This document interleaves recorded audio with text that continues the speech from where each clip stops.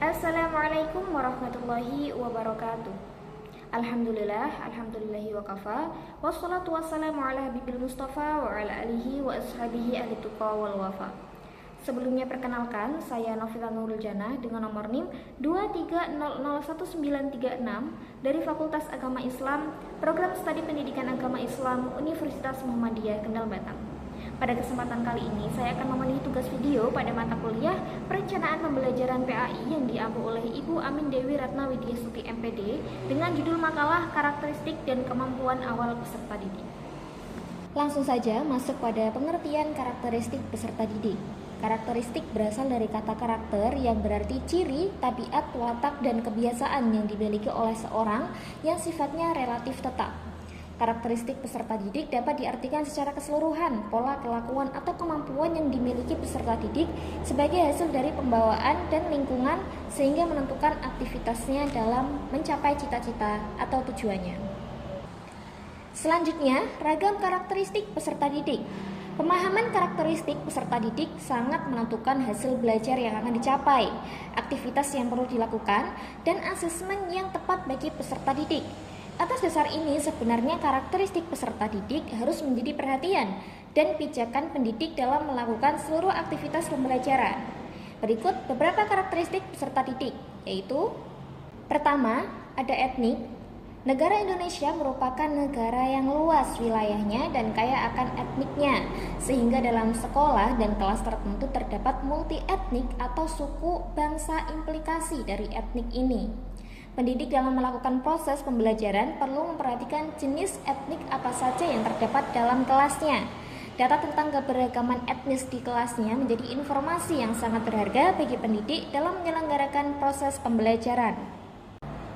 Selanjutnya ada kultural. Budaya yang ada di masyarakat kita sangatlah beragam, seperti kesenian, kepercayaan, norma, kebiasaan, dan adat istiadat. Peserta didik yang kita hadapi mungkin berasal dari berbagai daerah yang tentunya memiliki budaya yang berbeda-beda, sehingga kelas yang kita hadapi kelas yang multikultural. Implikasi dari aspek kultural dalam proses pembelajaran ini, pendidik dapat menerapkan pendidikan multikultural. Selanjutnya ada status sosial. Peserta didik pada suatu kelas biasanya berasal dari status sosial ekonomi yang berbeda-beda. Dilihat dari latar belakang pekerjaan dan jabatan orang tua, peserta didik dengan bervariasi status ekonomi dan sosialnya menyatu untuk saling berinteraksi dan saling melakukan proses pembelajaran. Perbedaan ini hendaknya tidak menjadi penghambat dalam melakukan proses pembelajaran. Namun tidak dapat dipungkiri, kadang dijumpai status sosial ekonomi ini menjadi penghambat peserta didik dalam belajar secara kelompok. Implikasi dengan adanya variasi status sosial ekonomi ini, pendidik dituntut untuk mampu bertindak adil dan tidak diskriminatif. Selanjutnya ada minat. Minat dapat diartikan suatu rasa lebih suka, rasa ketertarikan pada suatu hal atau aktivitas. Haluk menyatakan bahwa minat merupakan suatu sumber motivasi yang mendorong seseorang untuk melakukan kegiatan yang dipilihnya. Apabila seseorang melihat sesuatu yang memberikan manfaat, maka dirinya akan memperoleh kepuasan dan akan berminat pada hal tersebut.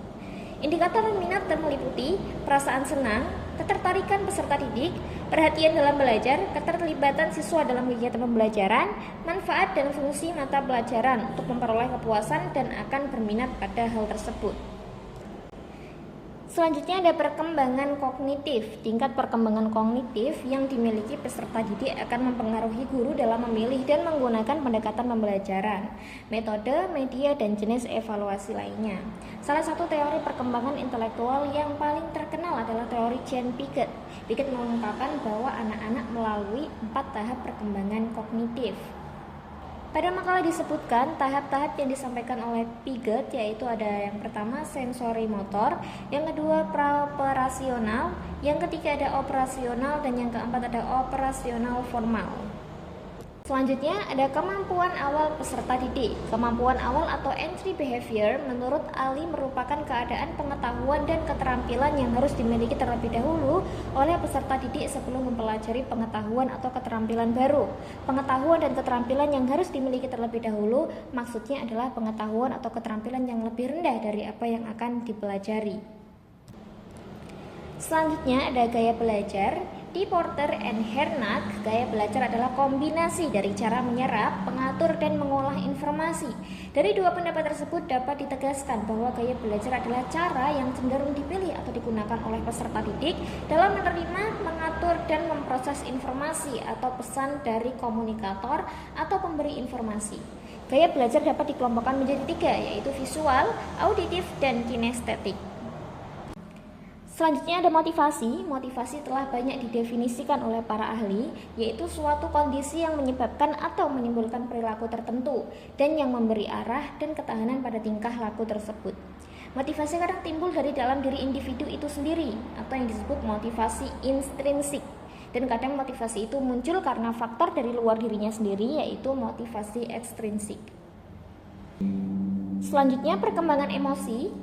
Emosi telah banyak didefinisikan oleh para ahli, diantaranya Kartono mendefinisikan emosi sebagai tergugahnya perasaan yang disertai dengan perubahan-perubahan dalam tubuh, misalnya otot menegang dan jantung berdebar. Dengan emosi peserta didik dapat merasakan senang atau gembira, aman, semangat, bahkan sebaliknya peserta didik merasakan sedih, takut, dan sejenisnya. Selanjutnya perkembangan sosial. Perkembangan sosial menurut Harlock adalah kemampuan anak untuk berinteraksi dengan lingkungannya.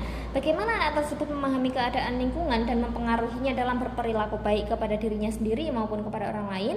Perkembangan sosial peserta didik dapat diketahui atau dilihat dari tingkatan kemampuannya dalam berinteraksi dengan orang lain dan menjadi masyarakat di lingkungannya. Selanjutnya perkembangan moral dan spiritual. Moralitas di lingkungan sekolah ini dijadikan sumber atau acuan untuk menilai suatu tindakan atau perilaku, karena moralitas memiliki kriteria nilai atau value yang berimplikasi pada takaran kualitatif seperti baik buruk, benar salah, pantas tidak pantas, wajar tidak wajar, layak tidak layak, dan sejenisnya. Pendidikan di samping perlu memahami perkembangan moral dan memahami perkembangan spiritualnya. Kecerdasan spiritual ini bersifat individu dan perlu dikembangkan khususnya dalam proses pembelajaran. Yang terakhir perkembangan motorik. Perkembangan motorik merupakan proses yang sejalan dengan bertambahnya usia secara bertahap dan berkesinambungan, di mana gerakan individu meningkat dari keadaan sederhana, tidak terorganisir, dan tidak terampil ke arah penguasaan keterampilan motorik yang kompleks dan terorganisir dengan baik. Di samping itu, dengan dikenali dan dipahaminya perkembangan motorik, anak, pendidik, dan sekolah dapat menggunakan strategi pembelajaran, metode yang tepat, dan dapat menyediakan pemanfaatan alat, media, dan sumber belajar yang memadai. Pembahasan selanjutnya adalah pengertian kemampuan awal peserta didik. Sebelumnya di sini pengertian kemampuan adalah kesanggupan, kecakapan, atau kekuatan yang dimiliki seseorang untuk melakukan sesuatu dengan baik secara fisik maupun mental. Dan pengertian kemampuan awal peserta didik itu sendiri adalah berdasarkan beberapa definisi kemampuan awal yang telah disampaikan oleh para ahli tersebut, maka dapat disimpulkan bahwa kemampuan awal merupakan seperangkat pengetahuan dan keterampilan yang relevan yang dimiliki oleh peserta didik pada saat sekarang, dan berfungsi sebagai referensi atau input utama bagi guru sebelum melaksanakan proses pembelajaran, terutama untuk menetapkan tujuan pembelajaran serta desain pembelajaran yang bermakna bagi peserta didik. Pembahasan selanjutnya adalah kegunaan dari identifikasi kemampuan awal peserta didik. A. Memberikan dosis pelajaran yang tepat. Artinya, materi yang diberikan dapat diorganisasikan dengan lebih baik, tidak terlalu mudah bagi peserta didik karena materi yang akan diajarkan ternyata sudah dikuasai oleh peserta didik, ataupun tidak terlalu sulit karena bisa saja terjadi kesenjangan yang cukup jauh antara kemampuan awal peserta didik dengan pengetahuan baru yang harus dikuasainya. B. Mengambil langkah-langkah yang diperlukan. Seperti misalnya, apakah peserta didik memerlukan remedial sebelum mereka siap menerima materi baru? Melalui identifikasi kemampuan awal peserta didik, maka guru dapat merancang kegiatan pembelajaran yang tepat, termasuk pemilihan strategi media dan penilaian pembelajaran dengan lebih baik. Selanjutnya C. Mengukur apakah peserta didik memiliki prasyarat yang dibutuhkan. Prasyarat di sini adalah kompetensi yang harus dimiliki oleh peserta didik sebelum mengikuti pelajaran tertentu. Analisis kemampuan peserta didik berfungsi juga untuk menggambarkan statistik kemampuan yang dimiliki peserta didik. D. Memilih pola-pola pembelajaran yang lebih baik. Dengan mengidentifikasi kemampuan awal peserta didik, maka guru dapat mendesain skenario pembelajaran dengan lebih baik, serta menentukan materi dengan lebih terorganisir, memilih strategi apa yang akan digunakan, serta menentukan media pembelajaran apa yang tepat dan dapat digunakan untuk membantu kegiatan pembelajaran. Selanjutnya ada teknik-teknik mendeteksi kemampuan awal peserta didik. A. Menggunakan catatan atau dokumen yang tersedia. Dalam hal ini, catatan kemajuan peserta didik atau rapot dapat dijadikan sebagai salah satu sumber referensi untuk mendeteksi kemampuan awal peserta didik. B.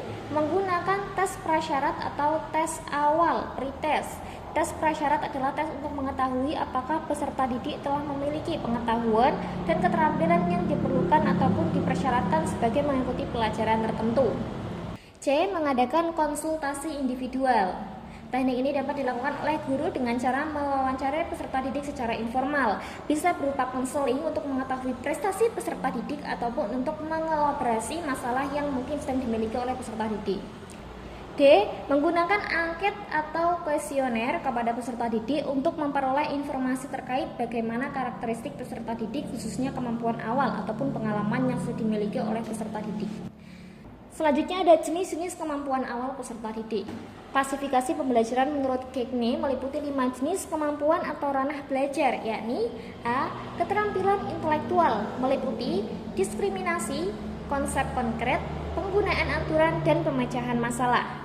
B. Strategi kognitif, mengembangkan proses berpikir dengan cara merekam, membuat analisis, dan juga sintesis. C. Informasi verbal, kemampuan untuk berkomunikasi secara lisan dan pengetahuan tentang fakta. D. Sikap kecenderungan, merespons secara tepat terhadap stimulus atas dasar penilaian stimulus tersebut. E. Psikomotorik, keterampilan motoriknya dapat dilihat dari segi kecepatan, ketepatan, dan kelancaran gerakan otot serta anggota badan yang diperlihatkan. Kesimpulan, karakteristik berasal dari kata karakter yang berarti ciri, tabiat, watak, dan kebiasaan yang dimiliki oleh seseorang yang sifatnya relatif tetap. Ragam karakter peserta didik meliputi etnik, kultural, status sosial, minat, perkembangan kognitif, kemampuan awal, gaya belajar, motivasi, perkembangan emosi, perkembangan sosial, perkembangan moral, dan spiritual, serta perkembangan motorik.